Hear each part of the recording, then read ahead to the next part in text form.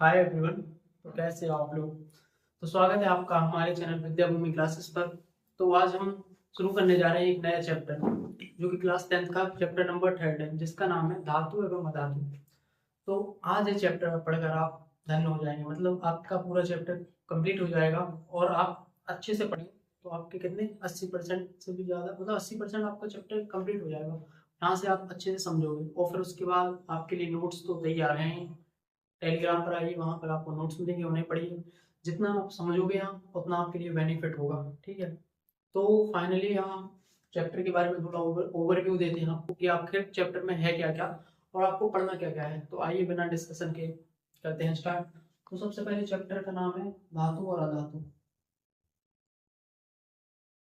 धातु एवं अधातु।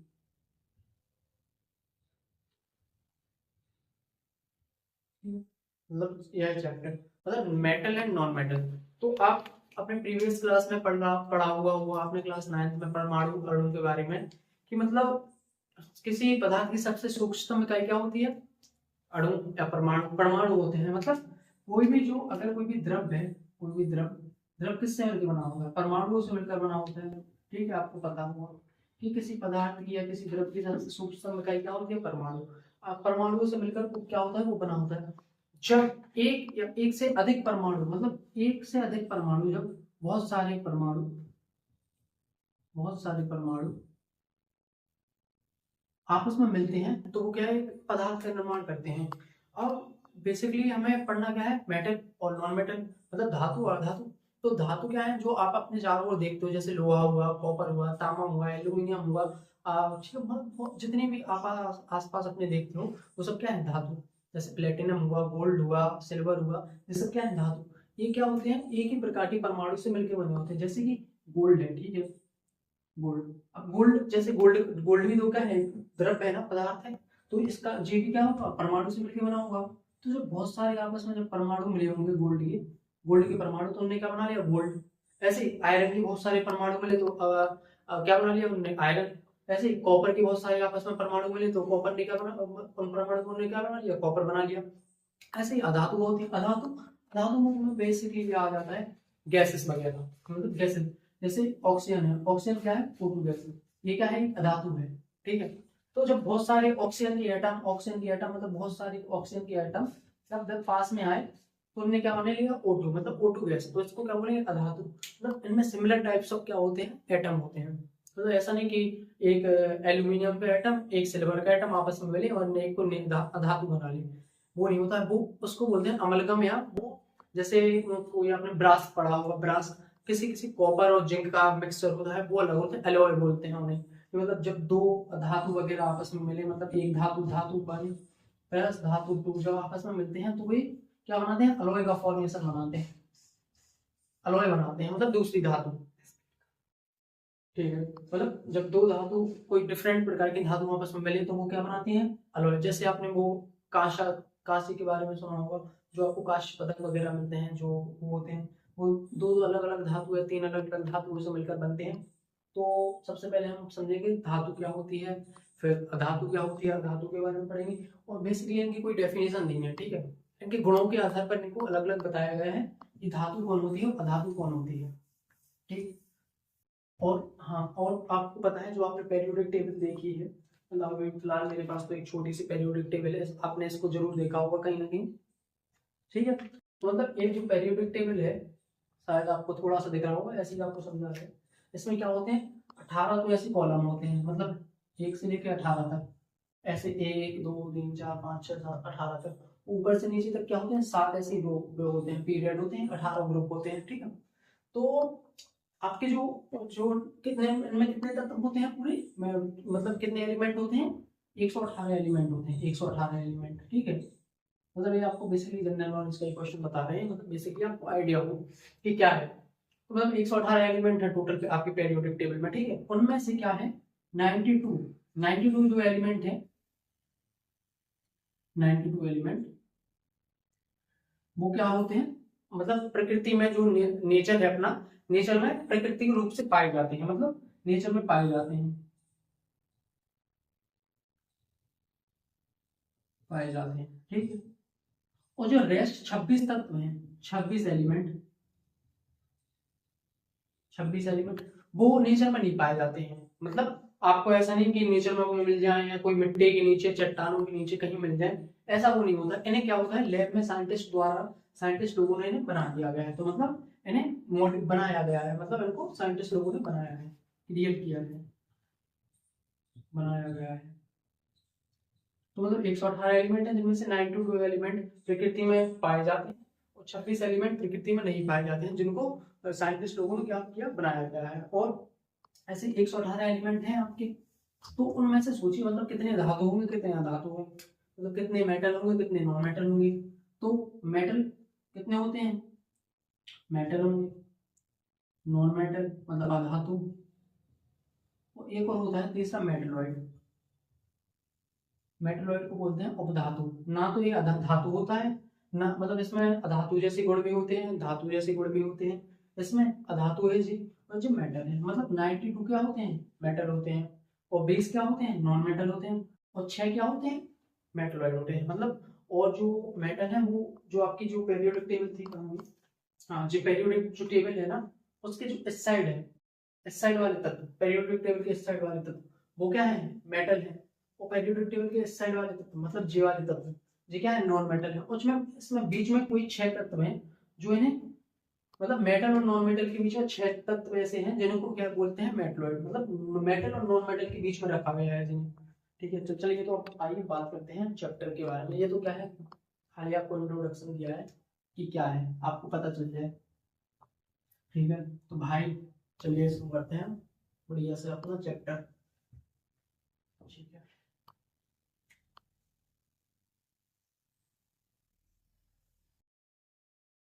Chapter third है ना, चैप्टर थर्ड है। चलिए, तो बात करते हैं सबसे पहले धातु के बारे में। ठीक है, धातु क्या होती है, धातु मतलब मेटल। ठीक है, आइए मेटल के बारे में बताते हैं आपको कि मेटल क्या है। सबसे पहले मतलब जब इनकी, मतलब प्रकृति में तो वो पहले से पाए जाते थे, ऐसा नहीं कि प्रकृति में नहीं थे, प्रकृति में तो जो थे पहले से ही। लेकिन बाद में फिर साइंटिस्ट लोगों ने इन पर रिसर्च किया, इन्हें देखा कि मतलब इनके गुण कैसे हैं, इनके कैरेक्टर वगैरह पता किए। ठीक है, इनके गुण ऐसे हैं ऐसे हैं, तो उन्हें फिर सेपरेट कर दिया कि इनके गुण ऐसे हैं तो इनको मेटल में रख दिया, इनके गुण ऐसे हैं तो इनको नॉन मेटल में रख दिया। समझ रहे हो आप, मतलब उन पर रिसर्च हुई, मेटल पर रिसर्च हुई, नॉन मेटल पर रिसर्च हुई, मेटलॉइड पर रिसर्च हुई, कि इनके गुणों के आधार पर इन्हें हम अलग अलग उसमें रख देंगे। जैसे कि आप बेसिकली स्कूल में जाते होंगे, मतलब बच्चा कितना इंटेलिजेंट हो उस हिसाब से आपको उस क्लास में रखा जाता है। जैसे फर्स्ट, अगर आप ज़्यादा इंटेलिजेंट हो तो आपको डायरेक्ट सेकंड थर्ड क्लास में लिया जाता है। ऐसे कुछ इनके कैरेक्टर होंगे, तो साइंटिस्ट लोगों ने पता करा और क्या, इसको मेटल में रख दिया। मतलब जैसे मान लीजिए कैल्शियम है, ठीक है, उन्होंने कैल्शियम पे क्या किया, रिसर्च किया, इसमें गुण कैसे हो रहे हैं, मेटल जैसे, तो उन्होंने उठा के मेटल में शिफ्ट कर दिया। ऐसे ही सोडियम, सोडियम क्या है, मेटल, तो उन्होंने उसको उठा के मेटल में रख दिया। ठीक है, समझे। अब ऐसे मान लीजिए कोई है फ्लोरीन, फ्लोरीन के जो गुण है, फ्लोरीन की जो प्रॉपर्टी वगैरह है, वो क्या है, नॉन मेटल जैसी है, तो उसे उसे कहाँ रख दिया, नॉन मेटल में रख दिया। समझ आया बेसिकली क्या है। तो ऐसे ही आइए धातु के बारे में देखते हैं कि धातु क्या होती है। तो सबसे पहले यूज की जाने वाली धातु कौन सी थी, कॉपर। मतलब कॉपर पहले, सबसे पहले यूज की जाने वाली धातु थी। मतलब इससे क्या, पुल वगैरह बनाए जाते थे। ठीक है, हवाई जहाज बनाने में भी उपयोग होती है धातु वगैरह, बहुत सी ऐसी चीजें मकानों में यूज होती है, देखते नहीं हो आप, लोहा वगैरह सब। चलिए, मतलब धातुओं की, मतलब गुण समझते हैं कि आखिर धातु क्या होती है, क्योंकि आपको इनकी डेफिनेशन तो है नहीं, तो इनके आपको गुण ही तो पता चलेगा। तो मतलब आइए इनके गुण के बारे में बात करते हैं कि इनके भौतिक गुण क्या है। सबसे पहले भौतिक गुण, कि मतलब इनके गुणों के आधार पर इन्हें हम धातु बोलते हैं, क्या बोलते हैं। सबसे पहला, धातु क्या होती है, धातु मतलब ऐसी होती है कि इनमें धात्विक चमक होती है, मतलब ये एक प्रकार से चमकीली होती है। जैसे कि आपने लोहा देखा होगा, ठीक है, सिल्वर देखा होगा, गोल्ड देखा होगा, कॉपर देखा होगा, एल्यूमिनियम देखा होगा, ये क्या है, चमकीले से है, मतलब इनमें चमक होती है, मतलब धातु की सतह चमकदार होती है। सबसे पहले धातुओं की सतह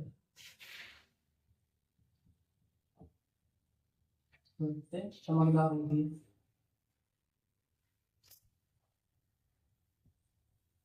ठीक है, तो इसके और धातुओं की स्थिति क्या होती है, चमकदार। तो इसके इस गुण को, धातु के इस गुण को क्या बोलते हैं, धात्विक।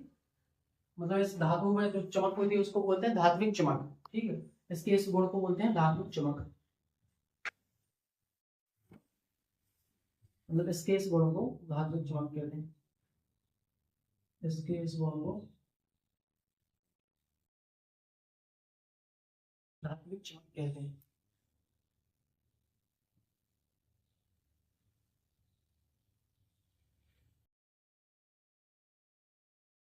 तो क्या होंगे, अगर मैं हम तुमसे पूछे कि धातु क्या है, तो आप बोलोगे कि धातु ऐसे एलिमेंट हैं जो चमकदार होते हैं।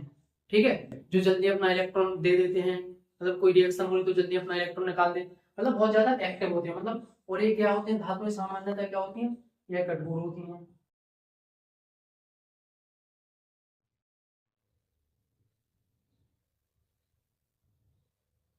कैसी होती है, ये कठोर होती है। और प्रत्येक धातु में अलग अलग, मतलब इनकी कठोरता कैसी होती है, अलग अलग। जैसे कि आपने देखा होगा एल्यूमिनियम, आयरन। ठीक है, एल्यूमिनियम, आयरन, ये क्या होती है, मतलब इनकी कठोरता अलग अलग होती है। मतलब जैसे समझ रहे आप, कोई ज्यादा कठोर होती है, कठोरता अलग अलग।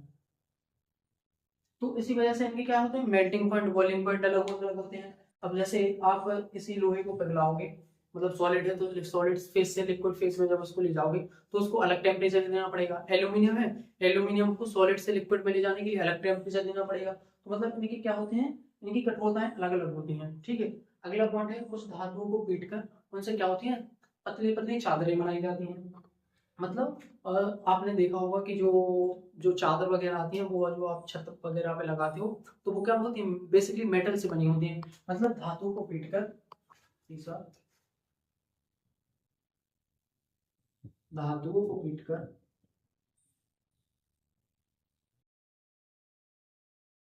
पतली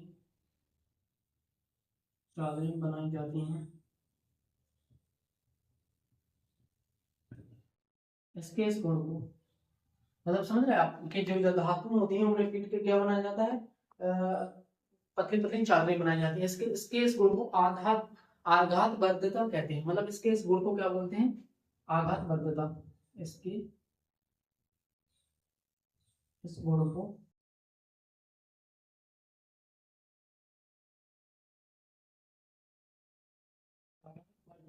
वर्धता कहते हैं।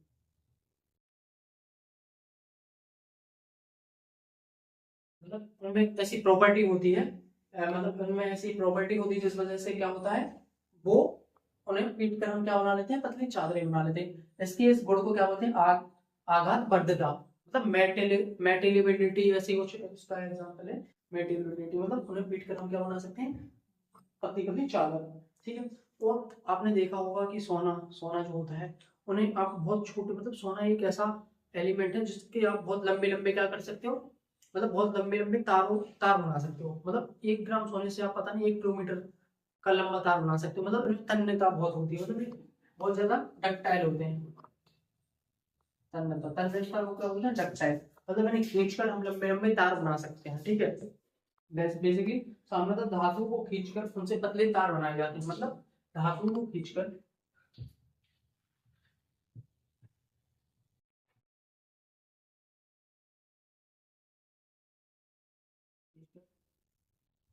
पतले तार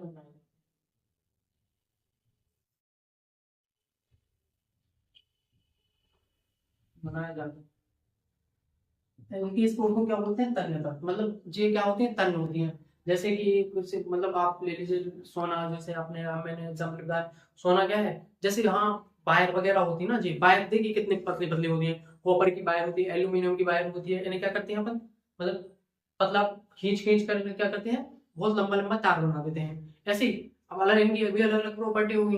मतलब इनकी भी तो एक लिमिट होगी कि जितना तान सकते हैं, तानने मतलब खींचने के बाद क्या हो जाए, एक बार टूट जाएगी। तो एल्यूमिनियम की अलग प्रॉपर्टी है, कॉपर की अलग प्रॉपर्टी है। सबसे ज्यादा तन्यता किसकी होती है, सोने की होती है। इसी वजह से सोने के बहुत लंबे लंबे का तार बनाए जा सकते हैं।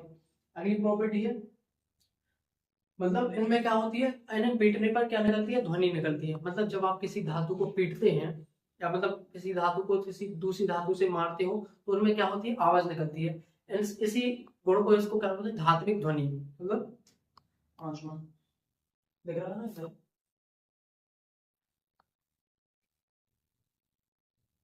धातुओं को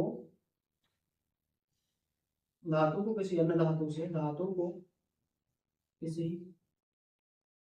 अन्य धातु से टकराने पर यह ध्वनि उत्पन्न करती हैं,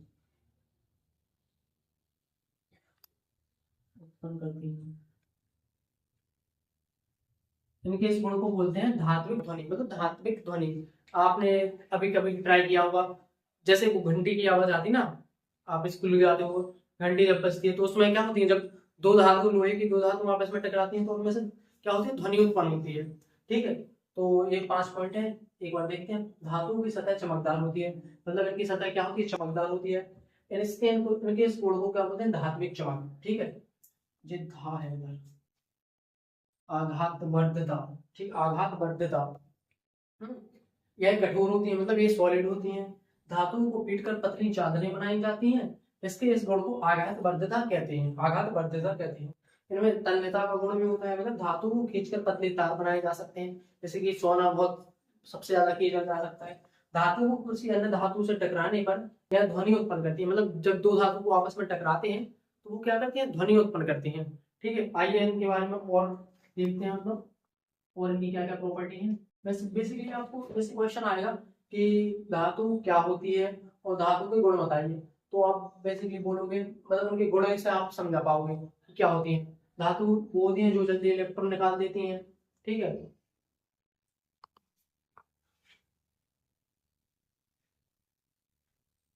चलिए, तो बेसिकली आपको इतना ही पढ़ना था, मतलब 5 पॉइंट बहुत है भाई, इतने क्वेश्चन आएगा, अगर आएगा तो आपके जो पेपर में कि धातु क्या होती है, इनके गुण बताइए, तो आप बता दोगे। धातु के 5 गुण ये हैं। ठीक है, अब बात करते हैं कि मतलब कोई धातु कैसे कैसे फॉर्म में पाई जाती है। मतलब कोई धातु, एक एक्सेप्शन ये है कि मतलब धातु बेसिकली क्या होती है, कठोर, लेकिन एक धातु ऐसी है जो लिक्विड फॉर्म में भी पाई जाती है, जो मरकरी। मरकरी आपने सुना होगा, पारा। पारा क्या है, एक मेटल है, लेकिन वो लिक्विड फॉर्म में पाया जाता है। तो चलिए हम इनकी बात करते हैं, आपको थोड़ा बताते हैं, मतलब कठोर धातुएं कौन सी हैं। ठीक है, और भी नरम धातुएं कौन सी हैं, सबसे अधिक आघात वर्धक धातु कौन सी हैं, करते हैं रफ।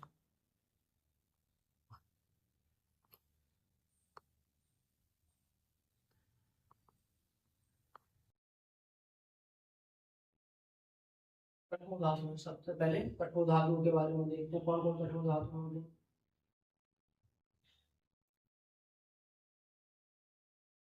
ठीक है, कठोर धातुओं में सबसे पहले आपको पता ही होगा, अपना एग्जाम्पल सबसे जो आप ज्यादा देखते हो, जैसे क्या है, लोहा, मतलब आयरन, इंग्लिश में आयरन। और कॉपर भी हुआ, कॉपर भी ज्यादा है, कॉपर, एल्यूमिनियम, कॉपर, वही लिख लीजिए। ठीक है, अब नरम धातुएं भी होती हैं कुछ, मतलब ज्यादा वो सॉलिड नहीं होती, मतलब थोड़ी नरम, कि मतलब ज्यादा उन पर फोर्स लगाएंगे तो जल्दी क्या हो जाएंगे, टूट जाएंगे, जैसे कि नरम धातु सोडियम और पोटेशियम। सोडियम और पोटेशियम, सोडियम बोले तो Na, पोटेशियम बोले तो Ka। सॉरी, के नहीं, के ओनली। मतलब ये क्या कैसी धातु होती है, नरम धातुएं होती हैं। ठीक है, सबसे अधिक आघात वर्धक धातु, मतलब सबसे अधिक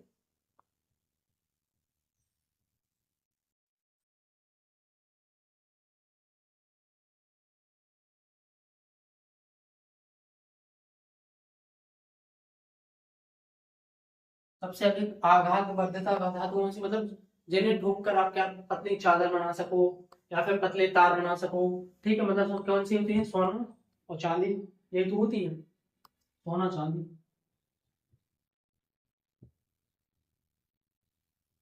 इसी वजह से तो क्या होता है पता है, सोने की वो, मतलब 1 ग्राम सोने से बहुत कुछ, आप बहुत कुछ बना सकते हो। मतलब जो आपके, मतलब जो आपके घर में मम्मी वगैरह होंगी, वो सोने की कुछ ज्वेलरी वगैरह पहनती होंगी, तो वो मतलब वो क्या होता है, कितना उनका वजन हल्का होता है, आपने खुद फील किया होगा। मतलब वो 1 ग्राम 2 ग्राम, 1 ग्राम से भी मतलब बहुत कुछ बन सकता है। मतलब उन्हें पीट पीट कर, मतलब बहुत मेल्ट कर करके बहुत आभूषण वगैरह बनाए जाते हैं। ठीक है, और तीसरी सबसे अधिक आघात वर्धक वाली धातु सोना चांदी। और तन्यता, तन्यता किसकी सबसे ज्यादा होती है, आपको पता ही होगा, सोने की। तन्यता किसकी सबसे ज्यादा होती है, सोना, सोने की। मतलब गोल्ड और ऊष्मा की कुचालक, मतलब कुछ ऐसी धातु होती है जो ऊष्मा का मतलब बुक नहीं करते हैं, एक जगह से दूसरी जगह ऊष्मा को नहीं भेजते, मतलब हीट कंडक्टिंग। जैसे कि आयरन है, आयरन क्या है आपका, हीट कंडक्टिंग, हीट को ट्रांसफर कर देगा, कॉपर हीट को ट्रांसफर कर देगा। लेकिन कुछ ऐसी ऐसी धातु होती है जो हीट कंडक्टिंग नहीं होती है, जैसे कि मरकरी हुई, ठीक है, मरकरी हुई या लेड हुई, इनके बारे में आपको नहीं पढ़ना है, ऐसे आप इतनी पढ़ी। कठोर धातु में लोहा कॉपर होती है, नरम धातु में क्या होती है, सोडियम पोटेशियम। सबसे अधिक आघातवर्धकता किसमें होती है, सोना और चांदी में। और तन्यता किसमें सबसे ज्यादा होती है, सोने में, ठीक है। आइए बात करते हैं धातु के रासायनिक गुणों के बारे में, मतलब इनकी हमने फिजिकल प्रॉपर्टी तो देखी, अब आइए इनकी केमिकल प्रॉपर्टी के बारे में बात करते हैं कि इनकी केमिकल प्रॉपर्टी क्या है, ठीक है। मतलब जब ये रिएक्शन कर रहे हैं किसी दूसरे, जैसे कि ऑक्सीजन से कर रहे हैं, वायु में कर रहे हैं, या फिर इनको हम वर्न कर दे रहे हैं वायु की उपस्थिति में, ठीक है, या फिर हम इनकी रिएक्शन पानी वाटर से करवा रहे हैं, तो ये कैसे कैसे रिएक्शन करते हैं, मतलब धातुओं की रासायनिक गुणों की बात करते हैं।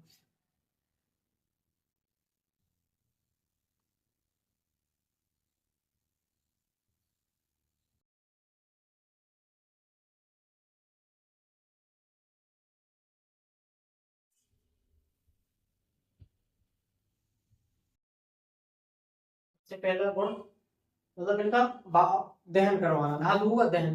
दहन का मतलब क्या है, इन्हें जलाना वायु की उपस्थिति में, ठीक है, धातुओं का दहन।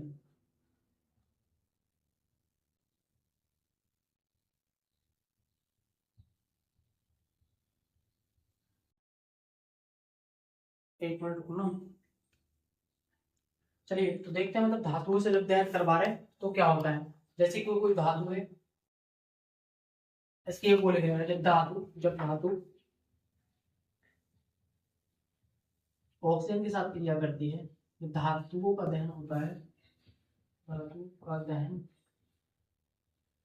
ऑक्सीजन की उपस्थिति में होता है,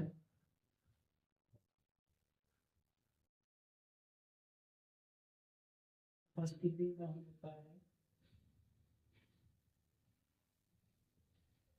तो यह धातु ऑक्साइड का निर्माण करते हैं। क्या करते हैं,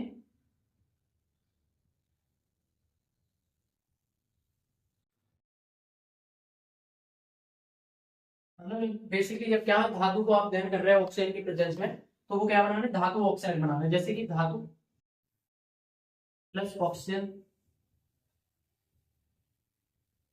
क्या बना रहे हैं, धातु, धातु ऑक्साइड, और साथ में कुछ नहीं बनता है, अकेले धातु ऑक्साइड। जब धातु कोई रिएक्शन करेगी इसके ऑक्सीजन के साथ तो क्या बनेगी, धातु ऑक्साइड।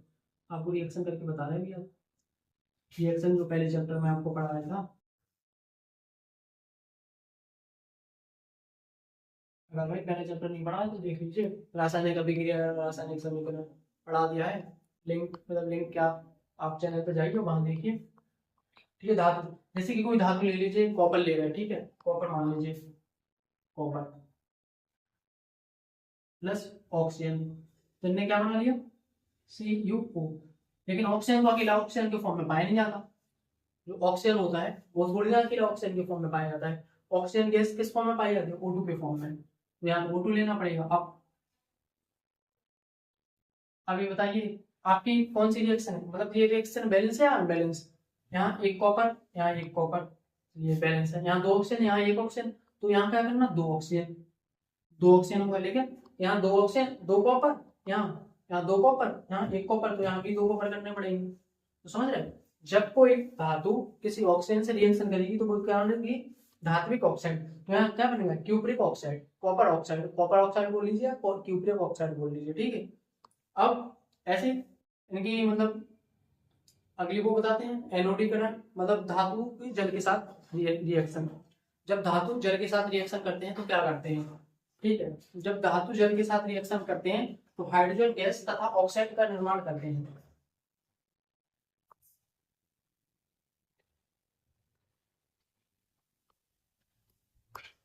यूजली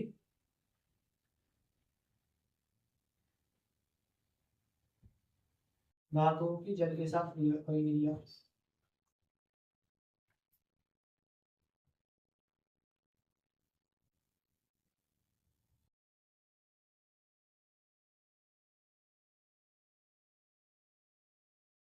मतलब जब कोई धातु जल के साथ रिएक्शन करती है तो बेसिकली क्या बनाती है, जब कोई धातु जल के साथ रिएक्शन करती है तो वो हाइड्रोजन गैस और कोई क्या बनाती है, ऑक्साइड बनाती है।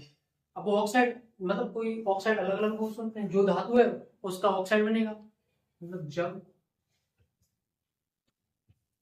धातु जल के साथ अभिक्रिया करता है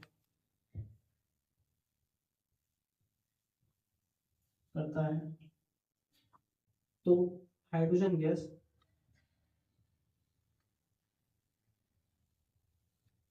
तथा धातु ऑक्साइड का निर्माण होता है, तथा धातु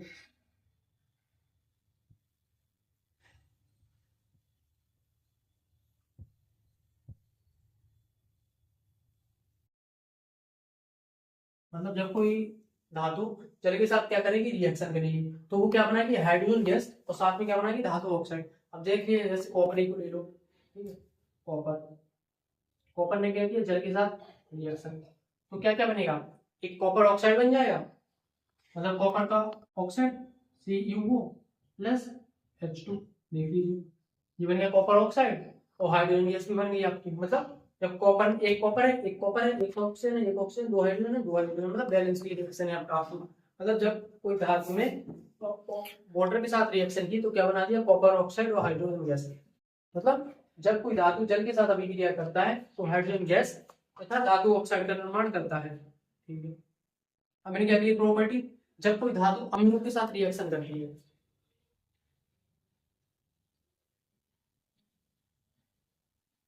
एक मिनट रुकना है ब्रो। चलिए, तो अब देखते हैं कि जब कोई धातु अम्ल के साथ रिएक्शन करती है तो क्या होता है। ठीक है, मतलब धातुएं अम्लों के साथ रिएक्शन करती हैं तो कोई लवण या फिर क्या बनाती है, हाइड्रोजन गैस बनाती है। मतलब लवण मतलब सॉल्ट। ठीक है, देखते हैं तीसरी रिएक्शन, धातु की अम्लों के साथ रिएक्शन।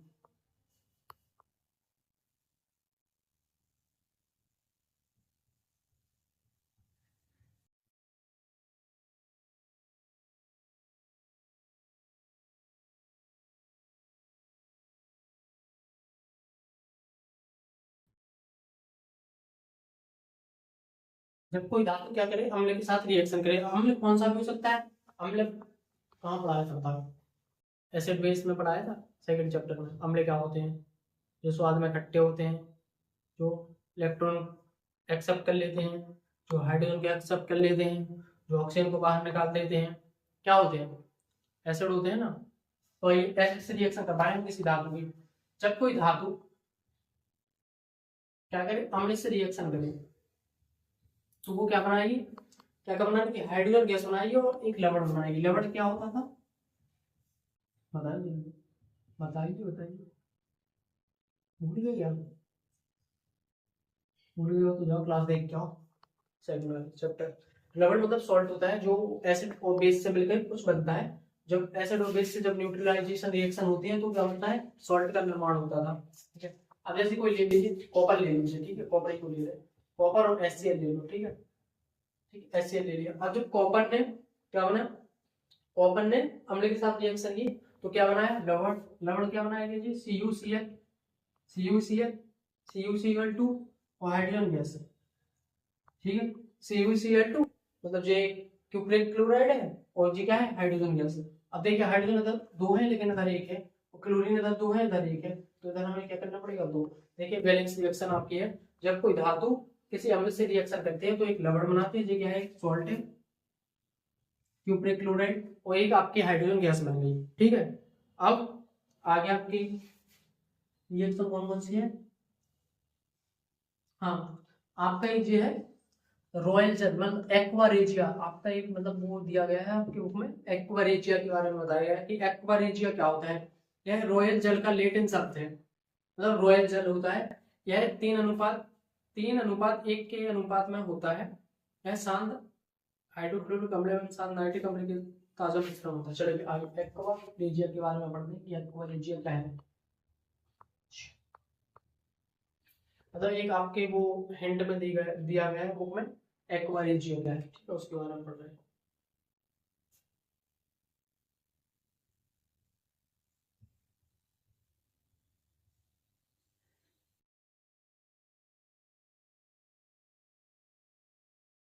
रोहन जल का लेटेन शब्द है। यह 3:1 के अनुपात में शांत, मतलब जी क्या क्या है, मतलब HCl प्लस H2SO4 का क्या है, मिश्रण है एक प्रकार से एक्वारेजिया, जो क्या करता है पता है, जो सोने को भी गिरा देता है, मतलब गलाना मतलब उसको मेल्ट कर देता है, गल मेल्ट मोल्टन मोल्टन कर देता है एक्वारेजिया।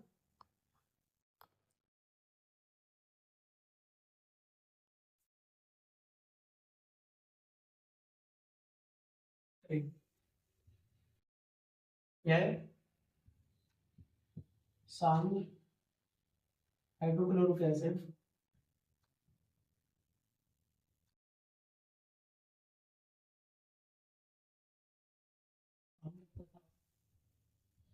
नाइट्रिक अम्ल का मिश्रण है।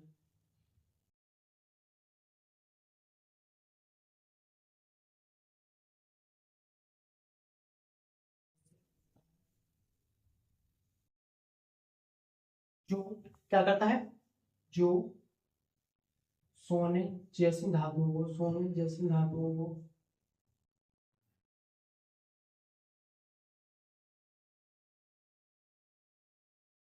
मिटा देता है, मतलब शांत हाइड्रोक्लोरिक एसिड क्या है, HCl प्लस नाइट्रिक अम्ल, नाइट्रिक अम्ल क्या है, HNO3, सॉरी यार मैंने H2SO4 लिख दिया था, जब बोरिंग होता है HNO3 होता है नाइट्रिक अम्ल, और HCl, इनका जी क्या है, ताजा मिश्रण है, ताजा मिश्रण जिसको बोलते हैं एक्वारेजिया, ठीक है। ये क्या कर देता है,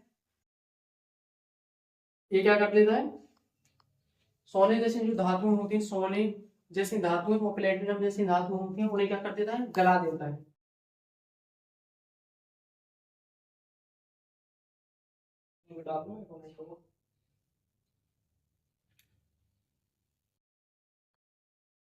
फिर उसके बाद बात करते हैं अपन सक्रियता श्रेणी। सक्रियता श्रेणी क्या होती है, मतलब सक्रियता श्रेणी एक ऐसी श्रेणी है, मतलब एलिमेंट की एक व्यवस्था रखी गई है, मतलब किस आधार पर कि कौन सा एलिमेंट कितना रिएक्टिव है। सक्रियता श्रेणी के बारे में बात करते हैं।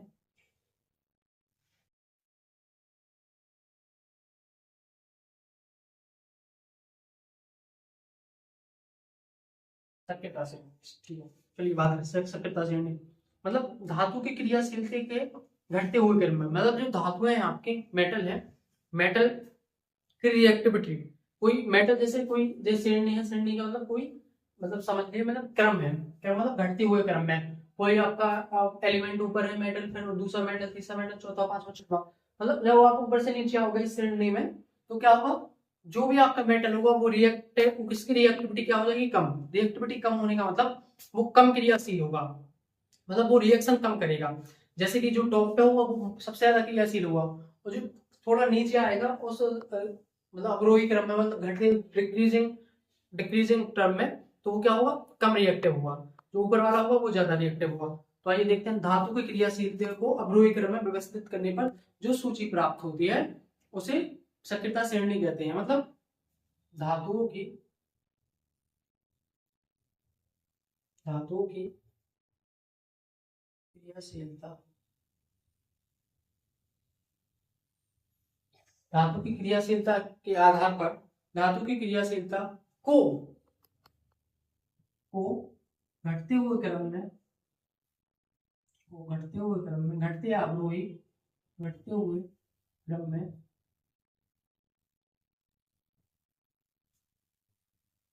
लगाते हैं, तब जो श्रेणी हमें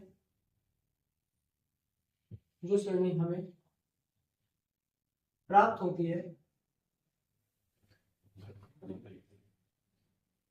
उसे सक्रियता श्रेणी बोलते हैं।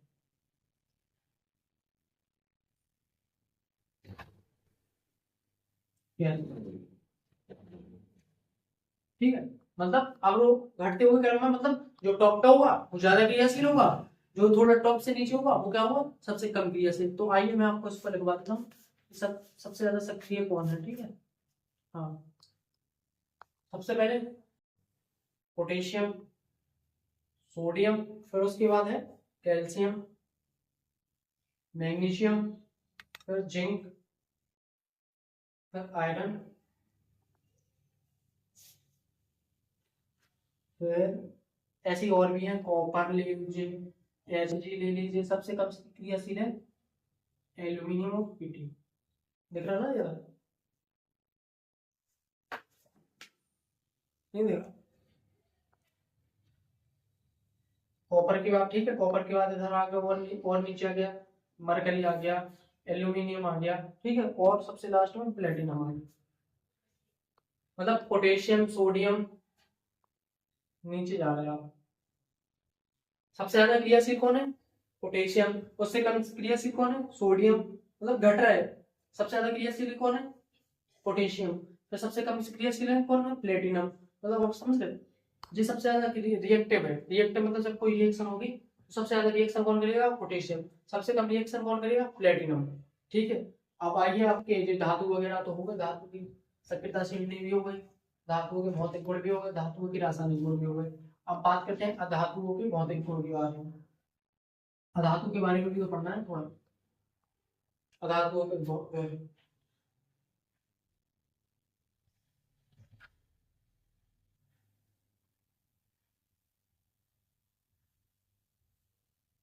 तो वहां आपने क्या पढ़ा था कि धातुएं क्या होती हैं? चमकदार होती हैं।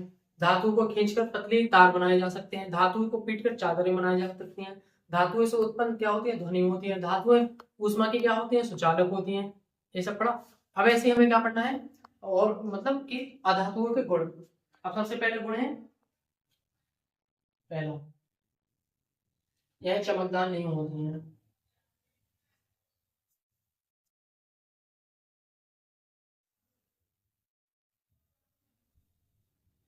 मतलब इनमें कोई चमक नहीं होती है, ठीक है।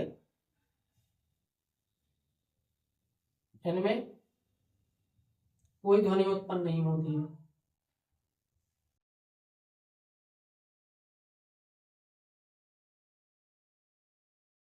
नहीं। और तीसरा, यह आघात वर्धिता नहीं होती है।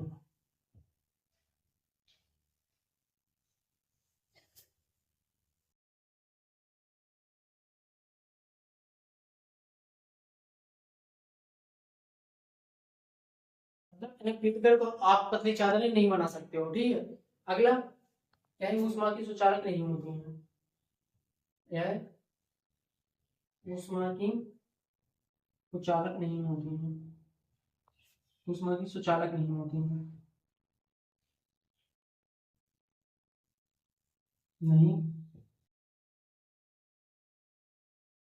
नहीं होती, यह ऊष्मा की सुचालक नहीं होती है, ठीक है। और भी आप पॉइंट लिख सकते हो। इनमें तन्यता नहीं होती है।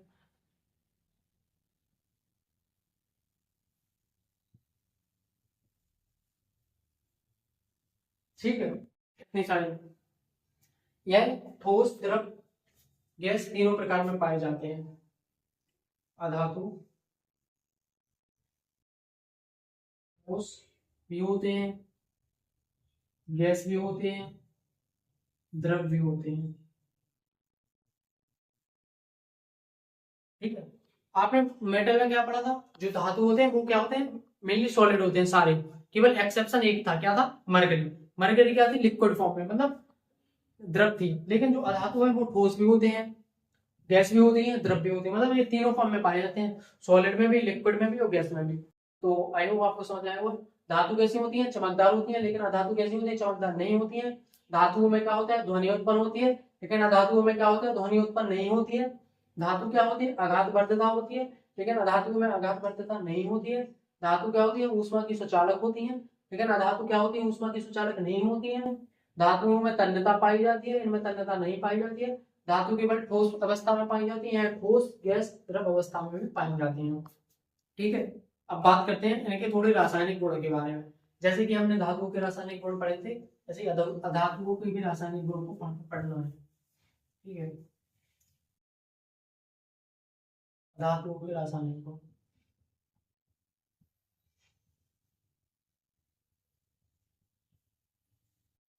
ठीक है। अब इनके हम रासायनिक गुण पढ़ते हैं कि ऑक्सीजन के साथ इनकी अधातुओं की क्रिया, मतलब इनका दहन करना।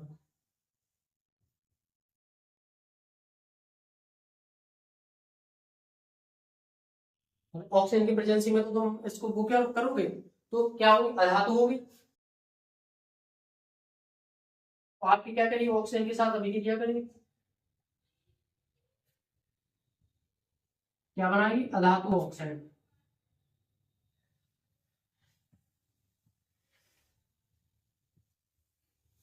जैसे कि कोई अधातु ले लीजिए, अधातु मतलब उस साइड वाले, जैसे कि कार्बन हुआ, सल्फर हुआ, नाइट्रोजन हुआ, ठीक है, और भी जितने सारे हैं, बैगन हुआ, जरिन था, जो पेरियोडिक टेबल है, कार्तिक सिंबल है, सन पार्वती, मतलब ट्रिक है उसकी बोलने वाली, टेलुनियम, पोलोनियम, जो भी है उस साइड है, फास्फोरस, ये सब क्या हो गए आपके अधातु। जैसे कि मान लीजिए कार्बन, कार्बन क्या है, एक अधातु, इसने रिएक्शन की ऑक्सीजन के साथ, क्या बना दिया, CO2 गैस, इसको तो आप जानते हो, कार्बन डाइऑक्साइड, तो ये काम मिला अधातु का ऑक्साइड।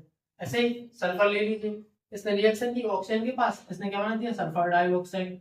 ये तो गैस है, आपने सुना होगा, CO2, जो हम अपनी सांस जो छोड़ते हैं, जो गैस बाहर निकलती हो, उसको क्या बोलते हैं, CO2। SO2 क्या होती है, सल्फर डाइऑक्साइड गैस होती है। ये क्या होती है, जो बहुत ज्यादा प्रदूषण में वो होते हैं। अब अधातुओं की अम्लीय प्रकृति के होते हैं, इसको नहीं पढ़ना है। अब अगला पढ़ना है आपको, मतलब अधातुओं का दहन, अब धातुओं की अम्लों के साथ रिएक्शन, कि जो अम्लों के साथ जब रिएक्शन करते हैं, धातुओं की अम्लों के साथ क्रिया, अम्लों के साथ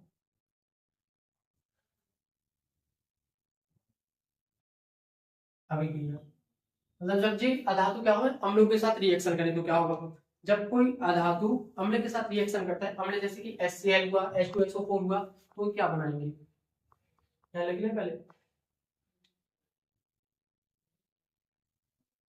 ठीक है, आइए, plus H2SO4,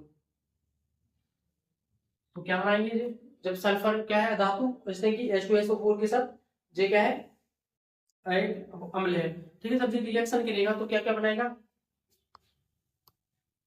3SO2 plus 2H2O। देखिए रिएक्शन बैलेंस है या नहीं है, अगर ले लीजिए दो, चार हाइड्रोजन, सल्फर कितने हैं, दो सल्फर, एक तीन सल्फर, तीन सल्फर, दो ऑक्सीजन और दो चार ऑक्सीजन, तो चार ऑक्सीजन भी है, मतलब आप ठीक है, सल्फर डाइऑक्साइड भी बना लिया इसने, और साथ में वाटर भी बना लिया। जब इसने क्या किया, इसके साथ रिएक्शन, कोई अम्ल के साथ रिएक्शन, H2SO4 हुआ, HCl हुआ, HNO3 हुआ, अलग अलग अम्लों के साथ क्या रिएक्शन करके अलग अलग ऑक्साइड बनाते हैं, और साथ में वाटर भी बनाते हैं, ठीक है।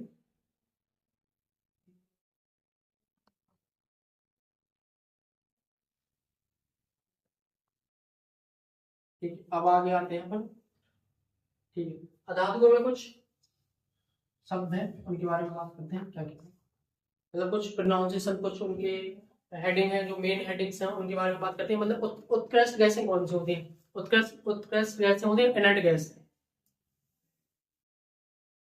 ठीक, आइए उत्कृष्ट गैसों के बारे में बात करते हैं।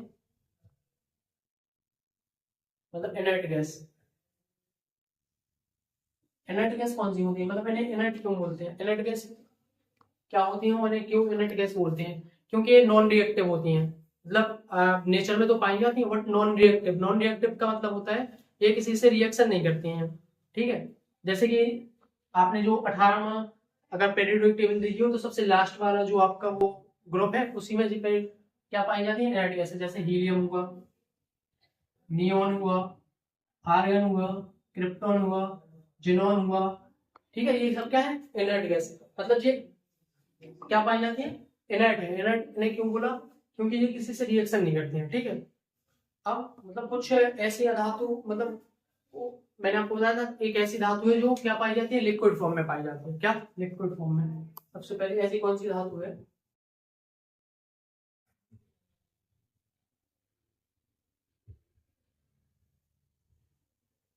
ऐसी कौन सी धातु है जो लिक्विड फॉर्म में पाई जाती है,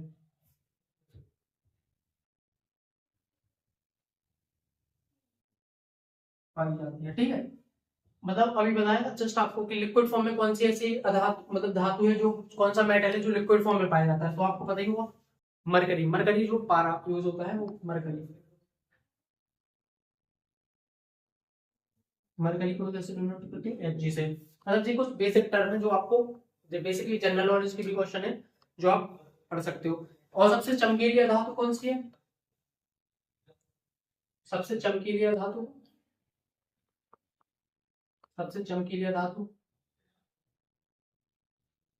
तो आयोडीन। आयोडीन पेरियोडिक टेबल में है हैलोजन्स में, जो हैलोजन आप पढ़ोगे उसमें आयोडीन को ऐसी धातु है जो क्या है, चमकीली।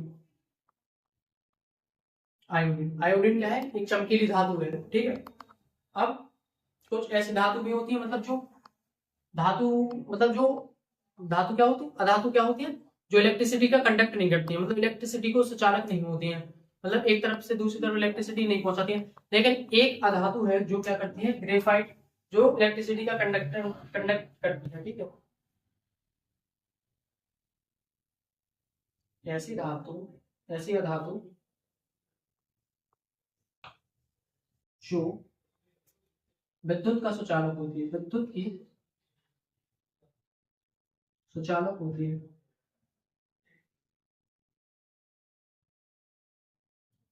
मतलब ऐसी कौन सी वो अधातु है जो विद्युत का क्या है, सुचालक।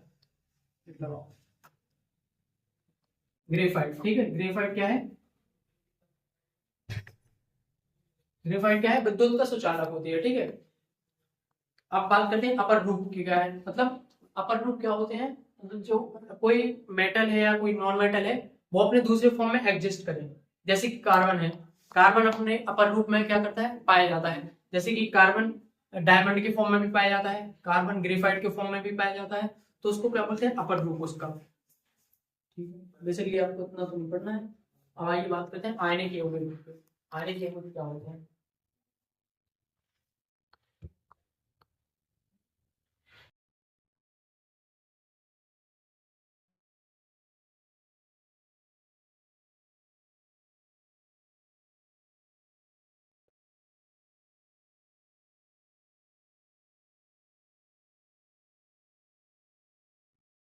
आयनिक क्या होते हैं, आयनिक कंपाउंड। आयनिक कंपाउंड का फॉर्मेशन कैसे होता है, जब कोई नॉन मेटल और नॉन मेटल आपस में रिएक्शन करेंगे तो वो क्या बनाएंगे, आयनिक कंपाउंड बनाएंगे। मतलब बेसिकली क्या होता है, कोई मेटल रहेगा, ठीक है, प्लस नॉन मेटल, कोई नॉन मेटल होगा, ये क्या करेंगे, आपस में रिएक्शन करेंगे। मतलब बेसिकली क्या होता है, आयनिक कंपाउंड कब बनेगी, उनमें नाम आ रहा है आयनिक। आयनिक मतलब आयंस का फॉर्मेशन होगा, जब जब कोई कंपाउंड आयन का फॉर्मेशन करेंगे। अब आयन का फॉर्मेशन कैसे होता है, आयन फॉर्म कैसे होता है, आयन का मेन जो है कि आयन कोई फॉर्म कैसे करेगा, तो बेसिकली ये है कि इलेक्ट्रॉन की वजह से। जब कोई एलिमेंट या कोई मेटल या नॉन मेटल क्या करेगा, इलेक्ट्रॉन निकाल लेगा या एक से ज्यादा इलेक्ट्रॉन ले लेगा, तो वो क्या करेगा, आयन का फॉर्मेशन करेगा। जैसे कि सोडियम के बारे में बात करते हैं, सोडियम क्या है, मेटल, ठीक है। तो सोडियम में कितने इलेक्ट्रॉन और प्रोटॉन पाए जाते हैं, सोडियम में 11 इलेक्ट्रॉन पाए जाते हैं, 11 प्रोटॉन पाए जाते हैं, मतलब 11 इलेक्ट्रॉन और 11 प्रोटॉन, ठीक है। 11 इलेक्ट्रॉन 11 प्रोटॉन, जब इनमें से एक इलेक्ट्रॉन बाहर निकलेगा तो ये बेसिक क्या हो जाएगा, 10 इलेक्ट्रॉन बचेंगे, एक इलेक्ट्रॉन मान लीजिए बाहर निकल गया, ठीक है। 10 इलेक्ट्रॉन बचेंगे तो प्रोटॉन कितने होगा, 11, और इलेक्ट्रॉन कितने हैं, 10। तो इस पे क्या होगा, एक पॉजिटिव चार्ज आ जाता है, मतलब प्लस की संख्या ज्यादा बढ़ गई और नेगेटिव संख्या क्या हो गई, कम हो गई, तो इस पे क्या आएगा, प्लस का चार्ज, मतलब इन्हें इलेक्ट्रॉन निकाला। जैसे कि एल्यूमिनियम कैसे पाया जाता है, Al3+। 3+ का मतलब क्या है, एल्यूमिनियम में 3 इलेक्ट्रॉन क्या कर दिया, बाहर निकाल दिए। जैसे मैग्नीशियम 2+, मैग्नीशियम 2+ का मतलब मैग्नीशियम से 2 इलेक्ट्रॉन कहाँ है, बाहर, मतलब उसने अपनी जो ऑर्बिट है, ऑर्बिट से 2 इलेक्ट्रॉन बाहर निकाल दिए। ऐसे आई बात करते हैं फ्लोरीन की। फ्लोरीन क्या है, F- पाया जाता है। F- क्यों आया इस पे, क्योंकि इसने एक इलेक्ट्रॉन क्या कर लिया, गेन कर लिया। ऐसे क्लोरीन, क्लोरीन माइनस के फॉर्म में माना जाता है, क्लोरीन -1। -1 क्यों होता है, क्योंकि इसने एक इलेक्ट्रॉन क्या कर लिया, गेन कर लिया। इसमें पहले कितने थे, 17 इलेक्ट्रॉन और 17 प्रोटॉन, मतलब 17 इलेक्ट्रॉन थे, 17 प्रोटॉन थे, इसने एक इलेक्ट्रॉन लिया तो इसमें कितने हो गए, 18 इलेक्ट्रॉन हो गए, और प्रोटॉन तो रहे 17, तो एक एक्स्ट्रा चार्ज बढ़ गया ना, माइनस वाला। तो इस वजह से जो क्लोरीन है वो माइनस की फॉर्म में पाया जाता है।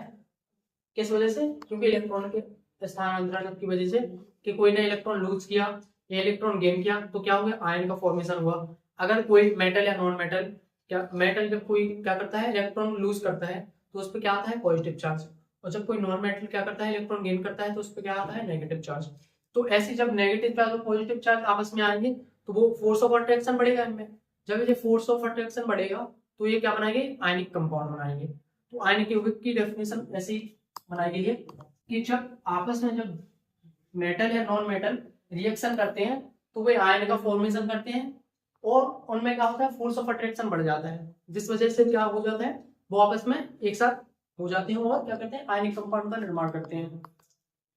मतलब जब धातु से जब कोई धातु जब जब धातु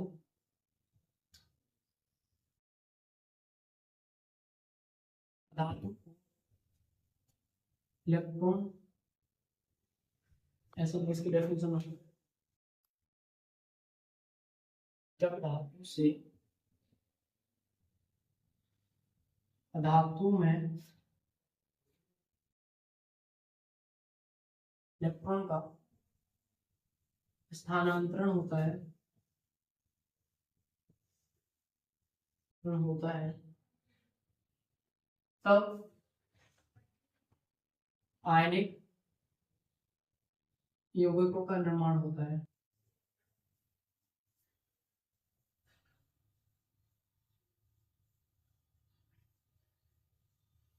ठीक है, मतलब जैसे कि सोडियम था, सोडियम +1 में, ऐसे ही क्लोरीन क्या था, -1 में। पहले देखिए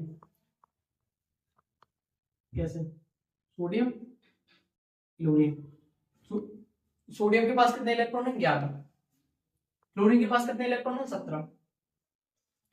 तो सोडियम ने क्या किया, अपना एक इलेक्ट्रॉन लिया और क्या दे दिया क्लोरीन को, एक इलेक्ट्रॉन। तो क्या हुआ, सोडियम के पास 10 इलेक्ट्रॉन बचे और क्लोरीन के पास कितने हो गए, 18 इलेक्ट्रॉन। पहले कितने थे, 11, इसके पास पहले कितने थे, 17। तो इसके पास अब कितने बचे, 10। तो इसने क्या बनाया, एक इलेक्ट्रॉन लूज किया तो एक पॉजिटिव चार्ज आया, इसने एक इलेक्ट्रॉन गेन किया तो इस पे एक नेगेटिव चार्ज आ गया।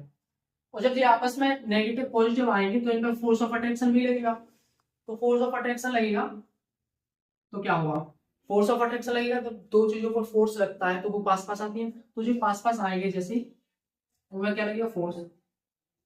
तो क्या बनाएंगे, NaCl। NaCl एक कंपाउंड है, आयनिक कंपाउंड। तो आयनिक कंपाउंड कैसे बनते हैं, जब कोई धातु इलेक्ट्रॉन देती है और कोई अधातु इलेक्ट्रॉन को लेती है तो कोई क्या करते हैं, आयनिक कंपाउंड का निर्माण करते हैं।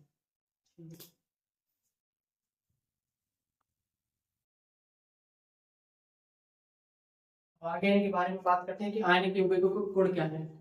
ठीक है, मतलब इनके भौतिक गुण देख रहे हैं और आगे इनके गलनांक, मतलब इनके मेल्टिंग पॉइंट क्या होते हैं, इनके बॉइलिंग पॉइंट कैसे होते हैं, और मतलब इनकी सॉल्युबिलिटी कैसी है, और ये क्या होते हैं, इलेक्ट्रिसिटी के कंडक्टर, मतलब इलेक्ट्रिसिटी ये क्या करते हैं, कंडक्ट करते हैं। तो सबसे पहले आइए इनका मतलब फिजिकली नेचर देखते हैं कि कैसे हम, भौतिक प्रकृति।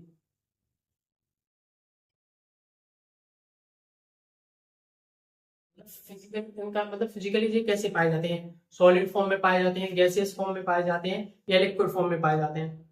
ठीक है, तो आयनिक यौगिक सामान्यतः मतलब नॉर्मली क्या होते हैं, किस फॉर्म में पाए जाते हैं, सॉलिड फॉर्म में पाए जाते हैं, मतलब कठोर होते हैं। क्योंकि जब Na सोडियम और जब वो मिलेंगे तो इनमें क्या होता है, फोर्स ऑफ अट्रैक्शन बहुत ज्यादा होता है। तो फोर्स ऑफ अट्रैक्शन ज्यादा होगा तो इनके मॉलिक्यूल क्या होंगे, पास पास आएंगे। तो जब आपने चैप्टर जो पहले पढ़ा होगा 9th क्लास में, अगर पढ़ा होगा एटम मॉलिक्यूल वाला चैप्टर, तो उसमें क्या होता है, जब सॉलिड ठोस क्या होता था, ठोस हम किसको बोलते थे, क्योंकि इनमें क्या होता था कि जो अणु जिन जिन परमाणु से मिले होते हैं, बने होते हैं, तो वो अणु क्या होते हैं, पास पास होते हैं बहुत ज्यादा। तो इस वजह से वो उन्हें क्या बोलते हैं, ठोस बोलते हैं। ऐसे सोडियम और क्लोरीन, क्लोरीन माइनस क्या है, सोडियम Na+ और Cl माइनस क्या है, इनमें फोर्स ऑफ अट्रैक्शन बहुत ज्यादा लग रहा है, तो जी पास पास है, तो इस वजह से जी बहुत पास पास है, तो इस वजह से क्या पाए जाते हैं, ये सॉलिड फॉर्म में पाए जाते हैं नेचर में। मतलब सामान्यतः यहाँ क्या होते हैं, सामान्यतः यह कठोर पाए होते हैं, सामान्यतः यह क्या होते हैं, कठोर होते हैं, क्योंकि इनमें क्या होता है, प्रबल वैद्युत बल लगता है, क्योंकि यह विपरीत आवेश के होते हैं, आवेश ये होते हैं, तो इनमें विद्युत बल लगता है, जो इन्हें पास पास रखता है, जो इन्हें पास पास रखता है, पास पास बांधे रखता है। ठीक है, बांधे बांधे रखता है। मतलब क्या होता है, ये कठोर क्यों होते हैं, क्योंकि इनमें विपरीत आवेश है, एक पॉजिटिव है एक नेगेटिव है, जिस प्रकार इनमें क्या लगेगा, इलेक्ट्रिक फोर्स, कूलम फोर्स लगेगा, जिस वजह से वो एक दूसरे के पास रहेंगे। ठीक है, अब इनके क्या होते हैं, मेल्टिंग पॉइंट और बॉइलिंग पॉइंट। इनके मेल्टिंग पॉइंट और बॉइलिंग पॉइंट क्या होते हैं, बहुत ज्यादा। क्यों होते हैं, अभी देखिए, क्योंकि इनमें फोर्स ऑफ अट्रैक्शन क्या है, ज्यादा, तो इस वजह से इनकी मेल्टिंग पॉइंट और बॉइलिंग पॉइंट क्या होंगे, बहुत ज्यादा। और क्या है, घुलनशीलता, मतलब ये क्या होते हैं, सॉल्युबल, वाटर में सॉल्युबल होते हैं। अद्भुत हुआ सवाल, सॉरी यार, इग्नोर करना होगा, बाहर नोट्स है, सब्जी बेचने वाले हैं, ओके, यहाँ फोकस करिए। ठीक है, अभी क्या होते हैं, विद्युत के चालक, विद्युत के चालक, विद्युत इनमें चालक तरह से होती है, विद्युत के चालक।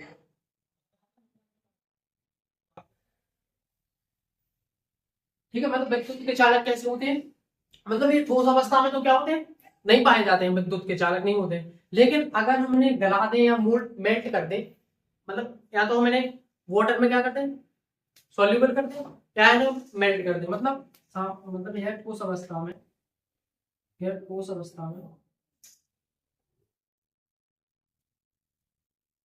ठोस अवस्था में विद्युत के कुचालक होते हैं, विद्युत के कुचालक होते हैं, तथा गलित अवस्था में, गलित अवस्था में यह विद्युत के सुचालक होते हैं, विद्युत के सुचालक होते हैं। मतलब जब आपने मतलब NaCl जैसे नमक, जैसे जब वो सॉलिड फॉर्म में है तो वो थोड़ी ना इलेक्ट्रिसिटी कंडक्ट कर रहा, लेकिन जब उसको आप वाटर वगैरह में सॉल्युबल करोगे, तो वाटर का जो सॉल्यूशन होगा जिसमें नमक वगैरह घुला है, तो वो क्या होगा, फिर इलेक्ट्रिसिटी क्या कर देगा, कंडक्ट कर देगा उसमें। तो मतलब ये सॉलिड फॉर्म में जो इलेक्ट्रिसिटी कंडक्ट नहीं करते, बट जब इन्हें आप मोल्ड करोगे या वाटर में सॉल्युबल करोगे, तो क्या होगा, इलेक्ट्रिसिटी कंडक्ट करने लगते हैं।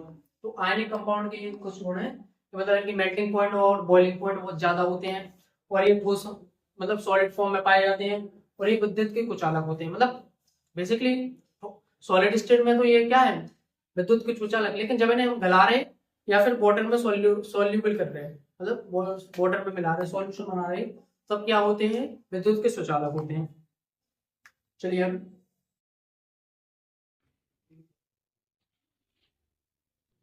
चलिए, तो यार फाइनली अभी हम यही खत्म करते हैं, इस पार्ट में इतना ही। मतलब आज हमने क्या क्या पढ़ा, मेटल, नॉन मेटल, मेटल की प्रॉपर्टी मतलब फिजिकल प्रॉपर्टी उनकी, केमिकल प्रॉपर्टी, नॉन मेटल की फिजिकल प्रॉपर्टी केमिकल प्रॉपर्टी, और आयनिक कंपाउंड के बारे में, आयनिक कंपाउंड की फिजिकल प्रॉपर्टी भी पढ़ी हमने।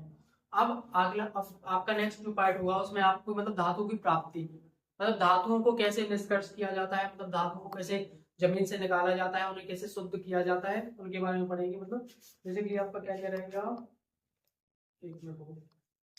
अपन ने धातु के गुण पढ़े, फिजिकल प्रॉपर्टी पढ़ी, और उसके बाद फिर अपन ने अधातुओं की फिजिकल प्रॉपर्टी पढ़ी, उसके बाद फिर आपने केमिकल प्रॉपर्टी ऑफ मेटल पढ़े। ठीक है, और केमिकल प्रॉपर्टी में भी बहुत कुछ, और फिर रिएक्टिविटी सीरीज भी पढ़ी, सक्रियता श्रेणी भी आपने पढ़ी, और मतलब उनकी रिएक्शंस वगैरह पढ़ी, आयनिक कंपाउंड पढ़े। अब है आपकी धातुओं की प्राप्ति, धातु की प्राप्ति में है मतलब ऑकरेंस, मतलब कहाँ अर्थ में पाए जाते हैं, कैसे उन्हें मतलब धातु का निष्कर्षण किया जाता है। ठीक है, बस मतलब आपका 30-40 एक घंटे का चैप्टर है। ठीक है, एक घंटे का आपका नेक्स्ट पार्ट में कंप्लीट करवा दीजिएगा। आज के लिए इतना ही, और थोड़ा सपोर्ट करिए, सब्सक्राइब करिए, फॉलो करिए। ठीक है, मिलते हैं नेक्स्ट पार्ट में, तब तक के लिए अपना ख्याल रखिए।